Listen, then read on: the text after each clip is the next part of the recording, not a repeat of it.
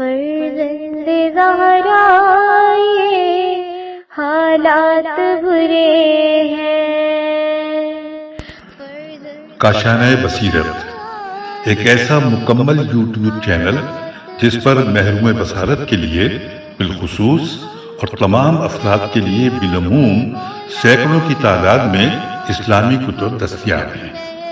لہذا گزارش ہے کہ آپ اپنی ذمہ داری نبھاتے ہوئے کاشانۂ بصیرت کو سبسکرائب کرنے کے ساتھ ساتھ بیل آئیکن کو پریس کیجیے تاکہ آپ علم کے حصول کے ساتھ ساتھ مذہب اہل بیت کی اشاعت میں بھی اہم کردار ادا کرتے رہیں۔ کاشانۂ بصیرت، کاشانۂ بصیرت، کاشانۂ بصیرت۔ فرزند زہرا یہ حالات برے ہیں۔ السلام علیکم ورحمۃ اللہ وبرکاتہ۔ سامعین، آپ سماعت فرما رہے ہیں کہکشان نیستی آیت اللہ سید علی قاضی طباطبائی سے متعلق ایک مستند داستان جسے تحریر کیا محمد ہادی اصفہانی صاحب نے۔ آج ہم آپ کے سامنے اس کی 10ویں ریکارڈنگ پیش کر رہے ہیں، صفحہ نمبر 123، اور یہ داستان ملا حسین قلی حمدانی بیان کر رہے ہیں۔ 1308 قمری 1891 عیسوی، اور داستان شروع ہو رہی ہے سورہ محمد کی آیت نمبر 17 سے۔ بسم اللہ الرحمن الرحیم۔ والذین اہتدوا زادہم ہدی وآتاہم تقواہم۔ بسم اللہ الرحمن الرحیم۔ الحمدللہ رب العالمین والصلاة والسلام علی محمد وآلہ الطاہرین ولعنۃ اللہ علی اعدائہم اجمعین۔ برادران دینی سے یہ مخفی نہ رہے کہ اپنی تمام حرکات و سکنات، گفتگو اور لمحات وغیرہ میں شرع شریف کی پابندی کے سوا حضرت ملک الملوک جل جلالہ کا قرب حاصل کرنے کا کوئی اور ذریعہ وجود نہیں رکھتا۔ اگرچہ اس مقام کے علاوہ ذوق اچھا ہے، تمام ذوقی خرافات پر عمل کرنا، یعنی جیسا کہ نادانوں اور صوفیوں کا وتیرہ ہے کہ جنہیں خداوندہ رسوا فرمائے، اور اس راستے پر چلنا صرف دوری کا باعث بنتا ہے۔ حتیٰ کہ اگر کوئی شخص خود کو پابند کرتا ہے کہ مونچھیں نہ کترے اور گوشت نہ کھائے، اگر وہ ائمہ اطہار صلوات اللہ علیہم پر ایمان لا چکا ہو تو اسے جان لینا چاہیے کہ وہ حضرت اہدیت سے دور ہو جائے گا، یا اسی طرح اگر معصوم سادات علیہم السلام سے وارد اذکار کے علاوہ اذکار پر عمل کرے۔ اس بنیاد پر اسے چاہیے کہ شرع شریف کو اہمیت دے، اور جس بات کو بھی شرع شریف نے اہمیت دی ہے اس پر عمل کرے۔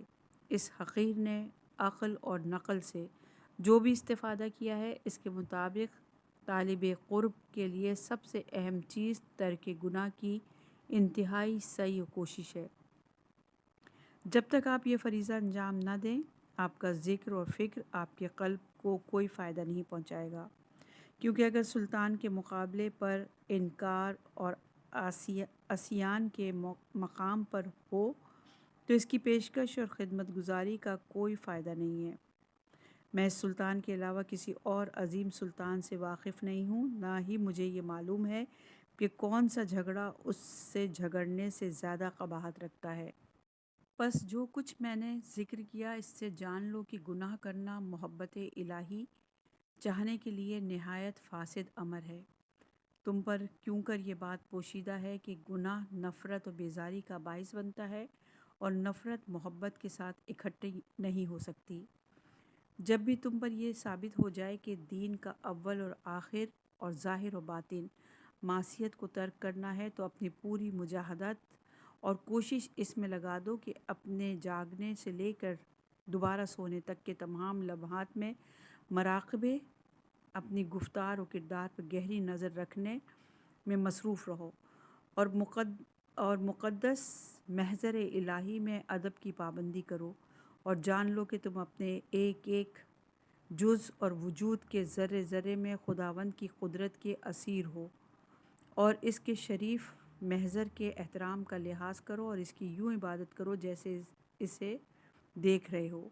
اگر اسے نہ دیکھو تو یقیناً وہ تمہیں دیکھ رہا ہے، اور ہمیشہ اس کی بزرگی اور اپنی حقارت، اس کی عظمت اور اپنی پستی، اس کی عزت اور اپنی ذلت، اور اس کی بے نیازی کے ساتھ اپنی حاجت مندی کی جانب متوجہ رہو، اور اپنی غفلت کی قباحت سے غافل نہ ہونا، کیونکہ وہ ہمیشہ تمہاری جانب متوجہ ہے۔ اس کے سامنے ایک ذلیل اور ناتوان بندے کی مانند کھڑے ہو اور ایک نحیف کتے کی طرح اس کے قدموں میں اپنی دم ہلاؤ۔ کیا تمہارے لیے یہ شرف اور افتخار کافی نہیں کہ اس نے تمہیں اجازت دی ہے کہ گناہوں کی کثافت سے ناپاک ہو جانے والی اپنی زبان سے اس کا نام لے سکو؟ بس اے عزیز، چونکہ اس عزیز اور رحیم نے تمہاری زبان کو کوہ نور یعنی ذکر عظیم شریف کا مخزن قرار دیا ہے، تو یہ بے حیائی ہوگی کہ اگر مخزن سلطان کو غیبت، جھوٹ، گالیوں اور تکلیف پہنچانے جیسے گناہوں کی نجاست سے آلودہ کیا جائے۔ مخزن سلطان کو عطر اور گلاب سے پر ہونا چاہیے، نہ ایسی محفل جو کہ گندگی سے بھری ہوئی ہو۔ بے شک چونکہ تم نے مراقبت میں باریک بینی سے کام نہیں لیا ہے، تم نہیں جانتے ہو کہ اپنے ساتوں اعضاء یعنی کان، آنکھ، زبان، ہاتھ، پاؤں، بطن اور فرج سے کیسے کیسے گناہ انجام دیتے ہو، کیسی کیسی آگ بھڑکاتے ہو، کیسے فساد اپنے دین میں برپا کرتے ہو، اور کیسے مکروہ زخم اپنی زبان کی شمشیر اور نیزوں سے اپنے قلب پر لگاتے ہو۔ اگر اسے مار ہی نہ دیا ہو تو بڑی بات ہے۔ اگر میں ان فسادوں کی تشریح کرنا چاہوں تو کتاب میں نہ سمائے۔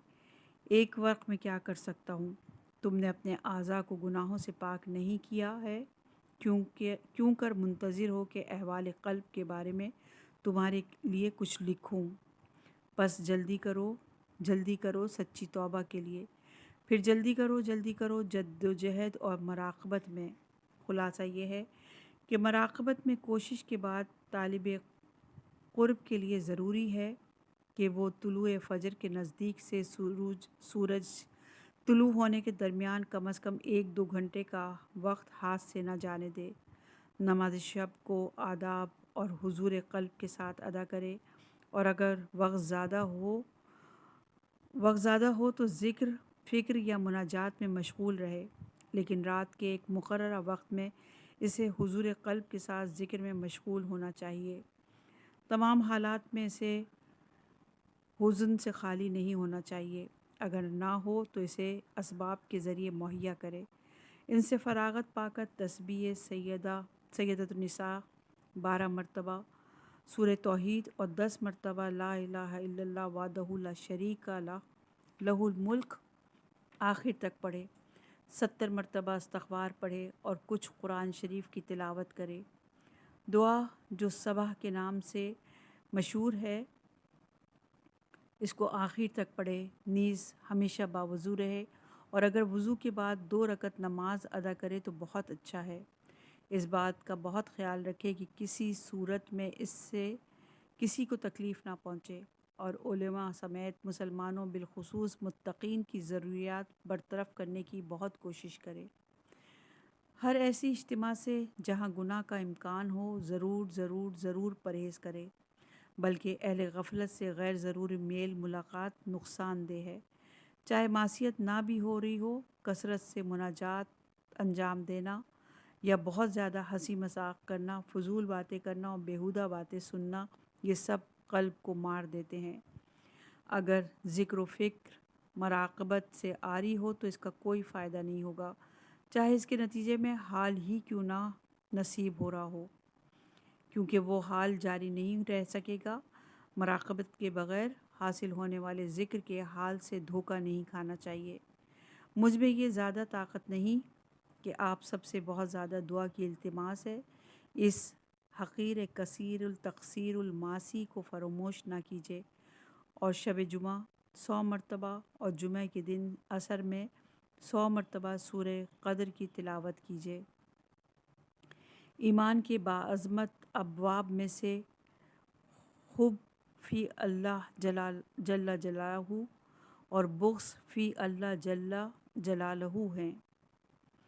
یقیناً خدا کی راہ میں دوستی اور خدا کی راہ میں دشمنی کے بارے میں وسائل شیعہ اور اخبار کی دیگر کتب میں مستقل ابواب موجود ہیں، بس ان کتب سے رجوع کرو، شاید اس کی عظمت کو پا سکو اور اس سے فائدہ اٹھا سکو۔ اس میں کوئی شک نہیں کہ محبوب اول ذات اقدس کبریا جل جلالہ ہے، بلکہ ہر وہ محبت جو اس کی محبت کی طرف نہ لوٹتی ہو کوئی ارزش نہیں رکھتی۔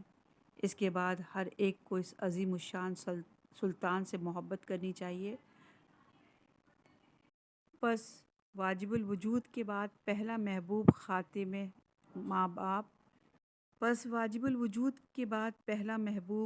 ختمی ماب صلوات اللہ علیہ وآلہ کا وجود مقدس ہے، پھر امیر المومنین علیہ السلام، ان کے بعد ائمہ معصومین، پھر انبیاء، ملائکہ اور ان کے بعد اوصیاء، پھر علماء اور اولیاء۔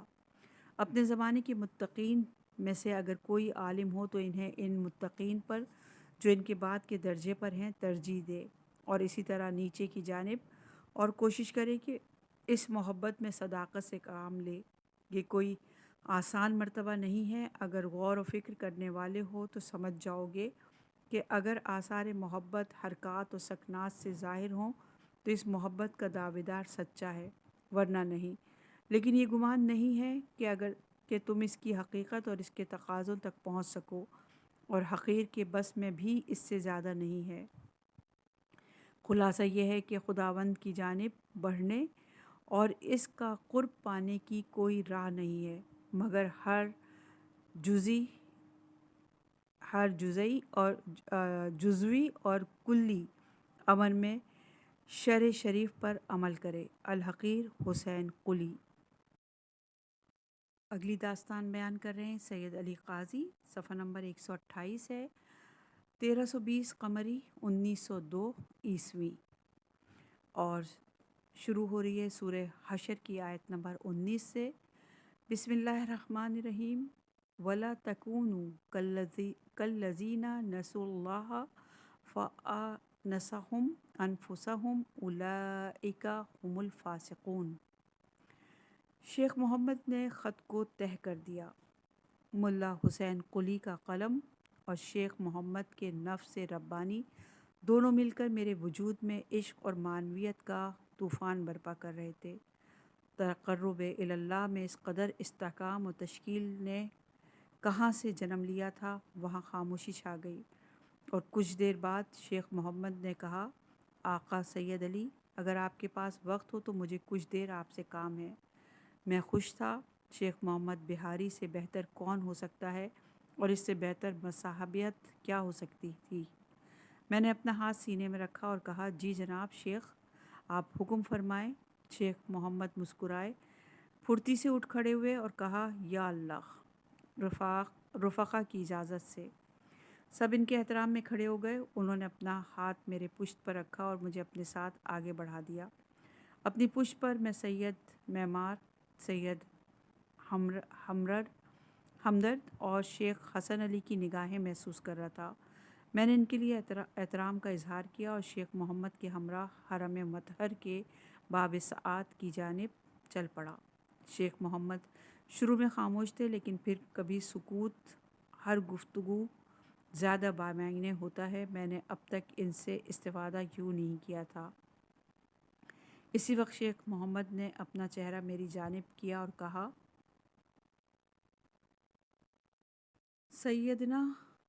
سیدنا الامور مرہون با واقعتہا۔ انہوں نے اپنا رخ حرم کی سمت مائل کرتے ہوئے مزید کہا، یہ جملہ اس بارگاہ کے صاحب نے فرمایا ہے، ہر چیز اپنے وقت کے ساتھ گروی ہے، جب وقت آ جائے تو خود انسان کے پاس پہنچ جاتی ہے۔ میں نے سنا ہوا تھا کہ ملا حسین قلی نے ان کے بارے میں فرمایا تھا کہ وہ میرے ساتھیوں کے حکیم ہیں، لیکن اب اس حکمت مجسم کو اپنی آنکھوں سے اتنا قریب دیکھ رہا تھا۔ اس زمانے میں نجف میں اس قدر بزرگ مرد ہوا کرتے تھے کہ انسان سمجھ نہیں پاتا تھا کہ کس کے سامنے دو زانو ہو۔ بس بہترین کام یہ تھا کہ تقدیر کو مولا کے حوالے کر دیا جائے، جو چاہے صفحہ رزق پر اپنا نقش جما لے۔ میں انہی خیالات میں گم تھا کہ اچانک متوجہ ہوا سید حسن غبار ہمدانی مشہور اور زبردست شاعر وہاں کھڑے ہوئے محزون چہرے کے ساتھ گنبد کو دیکھ رہے تھے۔ ان کے ساتھ ایک جوان تھا جو شاید 25 سال سے زیادہ کا رہا ہوگا۔ اس جوان کے ہاتھ میں ایک قیمتی تسبیح تھی اور وہ ذکر میں مصروف تھا۔ تسبیح دیوار کے کنارے لگی کیل میں اٹکی اور اس کے تمام دانے زمین پر بکھر گئے۔ میرا خیال تھا کہ وہ ابھی جھک کر قیمتی تسبیح کے دانے جمع کرے گا تاکہ اسے دھاگے میں پرو سکے، لیکن اس نے ان کی جانب کوئی توجہ نہ دی اور ذرہ برابر پریشانی کے بغیر وہ قیمتی دانے چھوڑ دیے۔ میں شیخ محمد کے ساتھ چل پڑا۔ شیخ محمد باب سعاد کے داخلے سے باہر نکلے اور حرم کے داخلے کے سامنے کھڑے ہو گئے۔ وہ ایک بامعنی سکوت اختیار کیے ہوئے تھے، جیسے کسی کے منتظر ہوں۔ میں ان کے ساتھ کھڑا ہو گیا اور غبار میں ہمدانی کو دیکھا کہ وہ حرم سے باہر آئے۔ شیخ محمد نے اپنی عبا میں ہاتھ ڈالا، 12 لیرہ رقم گنی، اور جب غبار ہمدانی نزدیک ہوئے تو شیخ محمد نے کچھ آگے بڑھ کر ان سے کہا، السلام علیکم، آپ کے احوال شریف کیسے ہیں؟ غبار نے، جو بظاہر شیخ محمد کو پہچانتے تھے، کہا، السلام علیکم جناب شیخ، الحمدللہ ٹھیک ہوں، آپ خیریت سے ہیں؟ شیخ محمد نے رقم غبار کے ہاتھ میں تھماتے ہوئے کہا، الحمدللہ، کیا ہو سکتا ہے کہ مولا محی الدین کے زیر سایہ میرا برا حال ہو؟ یہ رقم آپ کے لیے ہے۔ غبار کا چہرہ سراسر تعجب بن چکا تھا اور جیسے اس بات کی توقع نہیں رکھتے تھے۔ انہوں نے کہا، بہت شکریہ، الحمدللہ، میری ضروریات برطرف کرنے کے لیے کچھ رقم میرے پاس موجود ہے۔ شیخ محمد ہنسے اور کہا، پھر آپ امیر المومنین علیہ السلام سے کیا کہہ رہے تھے؟ جھوٹ بول رہے تھے؟ کیا آپ نے حضرت سے یہ نہیں کہا تھا کہ میرے پاس پیسے ختم ہو گئے ہیں اور میں قازمین مشرف ہونا چاہتا ہوں؟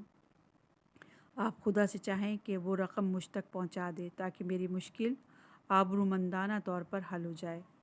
سید غبار نے تعجب سے کہا، جی جناب شیخ، مجھے یقین نہیں آ رہا تھا کہ اتنی تیزی سے حوالہ مجھ تک پہنچ جائے گا۔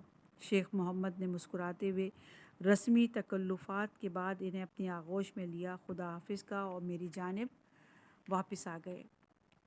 میں بات شروع کرنا چاہتا تھا لیکن یہ جانتا تھا کہ حکماء اہل سکوت ہوتے ہیں، چنانچہ ملا حسین قلی کے خط نے میرے ذہن کو الجھا رکھا تھا۔ میں نے کہا، جناب شیخ، ایک سوال تھا، آپ جواب دیں گے؟ اگر مجھے معلوم ہوا۔ مرحوم آخوند کے اس خط کے بارے میں ہے جو آپ نے پڑھا تھا۔ شیخ محمد کی آنکھوں میں محبت بھری ہوئی تھی۔ اپنا سر ہلایا اور کہا، بسم اللہ۔ میں اسی طرح شارع زین العابدین علیہ السلام کی سمت جا رہے تھے۔ ہم اسی طرح شارع زین العابدین کے سمت جا رہے تھے۔ میں نے کہا، انہوں نے ترک معصیت کی غیر معمولی تاکید فرمائی ہے۔ ایسا ہی ہے۔ ان کی رائے یہ تھی کہ اگر کوئی گناہ کو مکمل ترک کر دے تو ناممکن ہے کہ اس پر عالی مقامات تک رسائی کے دریچے نہ کھولے جائیں۔ یعنی کیا وہ فرماتے تھے کہ خود ترک معصیت انسان کو پہنچا سکتی ہے اور اس کے علاوہ کسی کام کی ضرورت نہیں۔ شیخ محمد نے اپنے لاغر وجود کے ساتھ بامعنی نظروں سے مجھے دیکھا اور کہا، ترک معصیت توفیقات کی تمہید ہے، عالی توجیہات میں داخل ہونے کی توفیق ہے۔ یعنی اگر کوئی گناہ ترک کرنے پر پابند ہو تو نماز شب، خاص عبادتوں اور عالی توجیہات کی توفیق اسے دے دی جاتی ہے۔ ایسا ہی ہے، لیکن ضروری ہے کہ انسان آخری عمر تک ترک معصیت انجام دے، ورنہ ایسے کتنے ہی تھے جو صاحب کرامات تھے لیکن آخر میں گناہ کے باعث ان کا راستہ تبدیل ہو گیا اور وہ مکمل طور پر راستے سے خارج ہو گئے۔ مثلاً سیاسہ نامی عابد جو کہ مستجاب الدعویٰ ہو چکا تھا، لیکن 70 سال کی عمر میں شیطان اس پر اسی مستجاب الدعویٰ ہونے کے راستے وارد ہوا اور اسے ایسی صورتحال سے دوچار کیا کہ زنا جیسے گناہ کبیرہ میں مبتلا ہو گیا۔ میں سوچ میں ڈوب گیا، وہ کس قدر حکیمانہ گفتگو کرتے تھے، جیسے طریقت کے پیچ و خم کو اپنی ہتھیلی کی مانند پہچانتے ہوں۔ اس کے بعد ایک سوال میرے ذہن میں آیا تھا۔ میں نے پوچھا، جناب شیخ، مرحوم آخوند کا ایک جملہ تھا جس نے مجھے سوچنے پر مجبور کر دیا، اور وہ اگر ممکن ہو تو میں وہ بھی پوچھ لوں۔ آپ نے کہا اگر مجھے معلوم ہوا۔ ان کی تواضع انسان کے لیے قدر تکلیف کا باعث تھی۔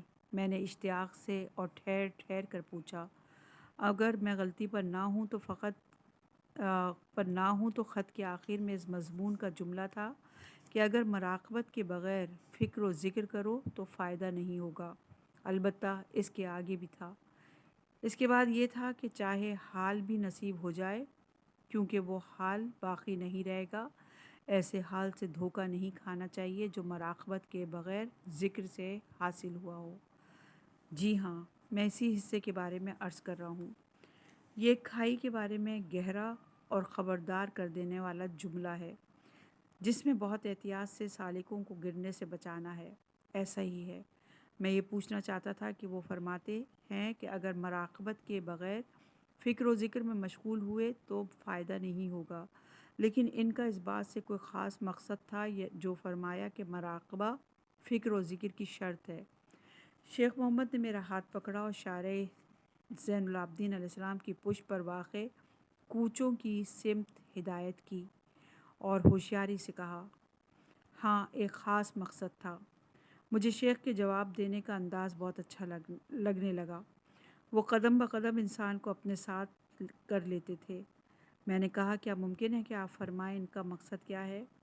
آپ خود کیا سمجھتے ہیں سید؟ ماشاءاللہ جلد ہی 36ویں سال میں قدم رکھیں گے اور مسلم مجتہد ہیں۔ میں اس جواب سے بھی سوچ میں پڑ گیا۔ وہ ٹھیک کہہ رہے تھے۔ مجھے نجف آئے ہوئے کئی سال ہو چکے تھے اور وصال کی پیاس نے مجھے توڑ کر رکھ دیا تھا، لیکن جو میں چاہتا تھا وہ ابھی تک مل نہیں سکا تھا۔ میں نے کچھ سوچ کر جواب دیا، میں نے اپنے والد سے سنا تھا کہ ملا حسین قلی فکر و ذکر میں خاص احکام رکھتے تھے۔ درست سنا تھا۔ ممکن ہے کچھ بیان فرمائیں؟ شیخ محمد نے آرام سے قدم اٹھاتے ہوئے پشت کے ایک تنگ موڑ کی طرف ہدایت کی اور کہا، کیا تم نے سنا ہے کہ مولائے محی الدین نے فرمایا، معرفت انسان نفع بخش ترین معرفت ہے؟ جی سنا ہے۔ کیا یہ سنا ہے کہ حضرت نے فرمایا، جس نے خود کو پہچانا اس نے اپنے رب کو پہچانا؟ میں نے اپنا سر اسبات میں ہلایا۔ شیخ محمد نے مزید کہا، اور اسی طرح تم نے سنا ہے، کیا آپ نے فرمایا کہ جس نے اپنے نفس کو پہچانا یقیناً وہ ہر علم اور معرفت کی انتہا تک پہنچ گیا ہے؟ میں نے یہ روایت بھی دیکھی ہوئی تھی اور کہا، جی جناب شیخ سنا ہوا ہے۔ کیا یہ روایت بھی پڑھی ہے کہ جس نے خود کو نہ پہچانا وہ غیر کو کیسے پہچان سکتا ہے؟ اور یہ حدیث کہ حضرت علیہ السلام نے فرمایا کہ جس نے اپنے نفس کو پہچانا وہ تجرد تک پہنچ گیا؟ جی جناب شیخ، تمام روایات میں نے سنی ہوئی ہے اور انہیں سمجھنے کی کوشش بھی کی ہے۔ شیخ محمد نے مسکراتے ہوئے کہا، تم نے کس نظر سے ان روایات کا مطالعہ کیا ہے؟ کیا دل کے کانوں سے انہیں سنا ہے یا صرف کانوں میں اونڈیلا ہے؟ جناب شیخ، میں انہیں سمجھنا چاہتا تھا اور امیر المومنین علیہ السلام سے میں نے درخواست کی تھی کہ اس گتھی کو میرے لیے سلجھا دیں، کیونکہ محسوس ہوتا ہے کہ ان روایات کے مطابق معارف اہل بیت علیہم السلام میں اہم ترین میں سے ایک موضوع خود شناسی ہے۔ تم درست سمجھے ہو۔ مرحوم آخوند کے اس حوالے سے احکام تھے۔ وہ سالکوں کو نفس پر توجہ کا دستور دیتے تھے اور اس روایت پر تاکید فرماتے تھے کہ امیر المومنین علیہ السلام نے فرمایا ہے کہ من عرف نفسہ تجرد۔ ہیجان کے باعث میرے دل کی دھڑکن تیز ہو گئی تھی۔ شیخ محمد نے اپنی بات جاری رکھی، لیکن آخوند صرف ان احکام پر عمل کو اہم نہیں سمجھتے تھے، بلکہ وہ سالک سے کئی سال تک شریعت کی پابندی، نقل شدہ مستحبات منجملہ، نماز شب، قرأت قرآن، موت کی یاد اور زیارتوں کی پابندی کرواتے تھے، اور پھر آہستہ آہستہ انہیں تجرد نفس کے آسمان تک ارتقا دیتے تھے۔ میرا دل چاہتا تھا کہ میں بھی ان عوالم میں داخل ہو سکوں، جن میں ملا حسین قلی اپنے شاگردوں کو پرواز کرواتے تھے۔ یہ وہی چیز تھی جسے میں کئی سال سے چاہتا تھا، اور آہستہ آہستہ اس امکان کو شیخ محمد بہاری کی ہم نشینی میں دیکھنے لگا تھا۔ اسی لیے میں نے کہا، جناب شیخ، کیا میں بھی اس سلسلے میں داخل ہو سکتا ہوں اور کیا اس کے لیے آمادہ ہوں؟ شیخ محمد اپنی جگہ ٹھہر گئے، اپنا سر میری جانب گھمایا اور میری آنکھوں کو غور سے دیکھا اور کہا، تمہارے خیال میں کیوں تمہارے پاس آیا ہوں؟ مقصد یہی گفتگو تھی کہ خدا نے یہ سوال خود تمہارے دل میں ڈال دیا۔ اس جواب سے میں نے اپنے دل میں ٹھنڈک محسوس کی اور کہا، میں آپ کی مہربانی کا شکر گزار ہوں، لیکن یہ میرے لیے واضح نہیں ہے کہ آیا واقعی میں نے اس امر کے مقدمات طے کر لیے ہیں۔ شیخ محمد کی آنکھیں پہلے کی مانند جگمگا رہی تھیں۔ انہوں نے کہا، سید علی، خدا خود مربی ہے اور مقام ولایت عاشقوں کو مقامات عالیہ تک پہنچانے کے لیے مقدمات فراہم کرتا ہے۔ تمہارے خیال میں کس نے تمہیں تبریز سے اس شہر روانہ کیا اور طلب کا درد تمہاری روح میں ڈالا؟ کس نے تمہیں ایک صاحب دل اور متقی درویش سے آشنا کیا؟ کس نے سید مرتضیٰ کشمیری کی ہم نشینی کو تمہاری روزی قرار دیا؟ میں نے اپنے دل میں مولا محی الدین علیہ السلام کے حوالے سے شرمندگی محسوس کی، لیکن شیخ محمد کی باتوں کی وجہ سے پہلے سے بڑھ کر ان کے وجود کے پرمہر خورشید کی گرماہٹ کو اپنے سینے میں جاری و ساری پایا۔ شیخ محمد نے مزید کہا، اس زمانے سے لے کر جب تم بچپن اور جوانی میں اپنے والد کے زیر تربیت تھے، اب تک کہ سید مرتضیٰ کے ہم نشین ہو، تم امیر المومنین علیہ السلام کے زیر سایہ رہے ہو۔ تمہارے والد نے تمہاری فکری اور معنوی ڈھانچے کو شکل دی اور سید مرتضیٰ نے تمہیں عبادات اور استقامت سکھائی۔ اس حرم اور اس کے آسمانی شہر میں تمہاری موجودگی نے تمہارے وجود کے خمیر میں عشق کے قطرات شامل کر دیے۔ بحمدللہ تم عنایات کے سائے میں رہے ہو اور انشاءاللہ ہمیشہ رہو گے۔ وہ ٹھیک کہہ رہے تھے۔ میں نے اپنی شخصیت کی اساس اپنے والد سے حاصل کی اور عبادت کرنا سید مرتضیٰ سے سیکھا تھا۔ میں نے بارہا خود سے کہا تھا کہ مجھے نماز پڑھنی نہیں آتی تھی، سید مرتضیٰ نے مجھے نماز پڑھنا سکھائی۔ شیخ محمد نے مزید کہا، اور اب وہ وقت آ رہا ہے کہ تم خود شناسی کے راستے پر قدم رکھو اور اپنی ذات میں غیبی سفر کا آغاز کرو۔ ان کے کلام کا اثر حیرت انگیز تھا۔ جب وہ بات کرتے تو ان کی آنکھوں کی پتلیوں سے ایک نئی عظمت میرے وجود پر چھا جاتی۔ میں سوچ رہا تھا کہ کون سا باب مجھ پر کھول دیا گیا ہے کہ آخوند کے وسیع سے ان کی تعلیمات کو مرحلہ بہ مرحلہ حاصل کروں اور معرفت نفس تک رسائی پا سکوں۔ میں اسی فکر میں تھا کہ ایک جوان ہمارے پاس سے گزرا اور ادب سے سلام کیا۔ میں نے شیخ محمد کے ساتھ اس کے سلام کا جواب دیا۔ جب اسے غور سے دیکھا تو معلوم ہوا کہ یہ وہی جوان ہے جس کی تسبیح حرم میں بکھر گئی تھی۔ میں یہ سوچ ہی رہا تھا کہ شیخ محمد نے کہا، سید علی، اس جوان کو دیکھا؟ جی میں نے دیکھا جناب شیخ۔ کیسے پہچانتے ہو؟ نام سے نہیں پہچانتا، لیکن اسے چند مرتبہ دیکھا ہے۔ تم نے اسے حرم میں دیکھا کہ اس کی قیمتی تسبیح ٹوٹ گئی، لیکن اس نے زمین سے اس کے دانے جمع نہیں کیے۔ جی دیکھا تھا جناب شیخ۔ ایک دن آئے گا کہ اس کا پیاز کا تھیلا انہی گلیوں میں پھٹ جائے گا اور وہ بیٹھ کر ہنسے گا اور ایک ایک پیاز اکٹھی کرے گا۔ اس کا ایک شاگرد اس ہنسی کی وجہ پوچھے گا تو وہ جواب میں کہے گا کہ ایک دن امیر المومنین علیہ السلام کے حرم میں میری تسبیح ٹوٹ گئی تھی، لیکن میری عزت نفس یا خود پسندی نے اجازت نہیں دی کہ میں جھک کر تسبیح کے دانے جمع کروں۔ آج جب میری پیازوں کا تھیلا پھٹ گیا تو مجھے وہ دن یاد آیا کہ تسبیح کے دانے اکٹھا کرنا میرے لیے سخت تھا، لیکن اب پیاز اٹھانے میں بھی مجھے کوئی مسئلہ نہیں ہے اور یہ میرے لیے قابل برداشت ہے۔ میں اسی لیے ہنس رہا تھا۔ خداوند اس جوان کی بھی تربیت فرمائے گا سید علی۔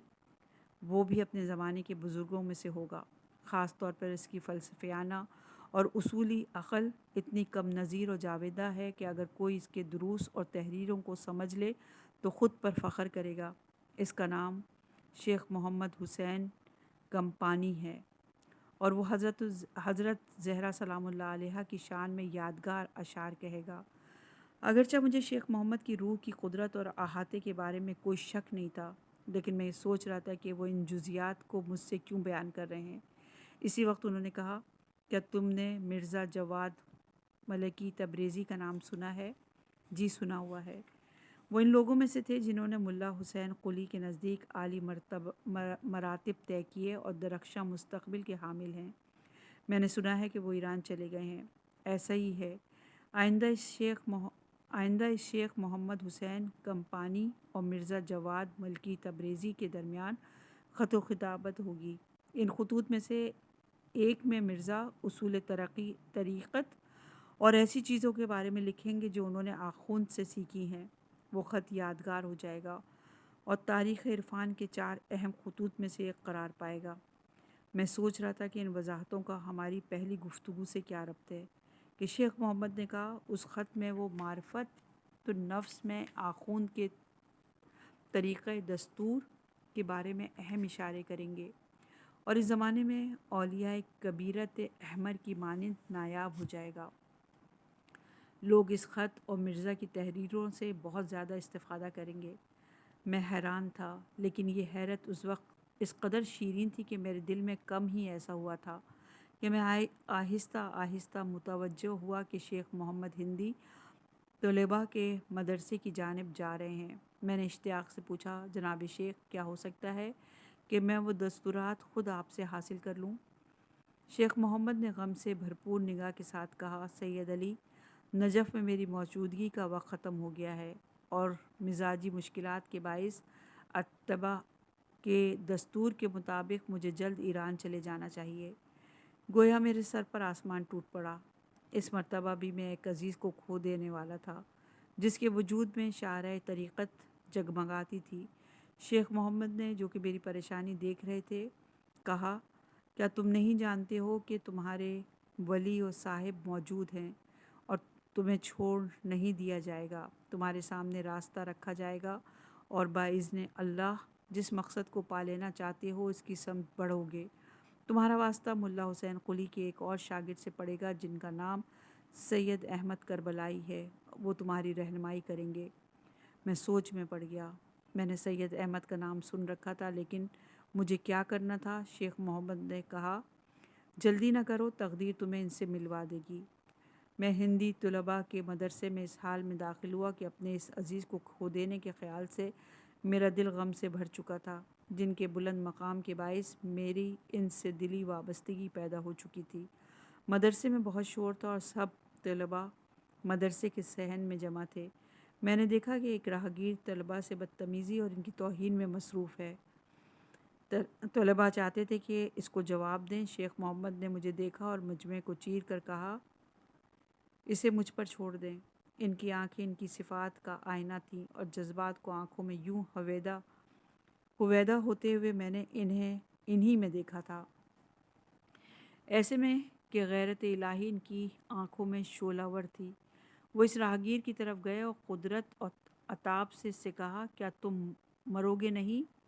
کیا اب وہ وقت نہیں آ گیا کہ تم خواب غفلت سے جاگ جاؤ؟ گویا ان جملوں نے اس راہگیر کے قلب کو شیخ محمد کے قبضۂ قدرت میں دے دیا ہو۔ اچانک وہ عام حالت ترک کر کے ناقابل یقین طور پر کہنے لگا، کیوں نہیں، بالکل اس کا وقت آ گیا ہے۔ مجمع حیرت سے انگلیاں دانتوں میں دبائے ہوئے تھا۔ سب اس شخص کو غور سے دیکھ رہے تھے جو ٹوٹ پھوٹ اور توبہ کی حالت میں شیخ محمد سے کہہ رہا تھا کہ وہ توبہ کرنا چاہتا ہے، اصلاح اور انسانیت کے راستے پر قدم رکھنا چاہتا ہے۔ در حقیقت شیخ محمد وہ تھے کہ اگر کوئی شتربان بھی 10 قدم ان کے ساتھ چلتا تو ہم کلام ہو کر ان کا گرویدہ ہو جاتا اور ان پر اپنی جان فدا کر دیتا۔ یہ واقعہ دیکھنے کے بعد کرامات اولیاء کے فہم نے اپنی جڑیں میرے اندر مضبوط کر لیں۔ اولیاء الہی جنہوں نے انبیاء کے نقش قدم پر اپنا قدم رکھا ہے، وہ ہیں جو ہر انسان کو اپنی قوت نفس، اقتدار روح اور نور ولایت سے انسانیت کے راستے پر ڈال دیتے ہیں۔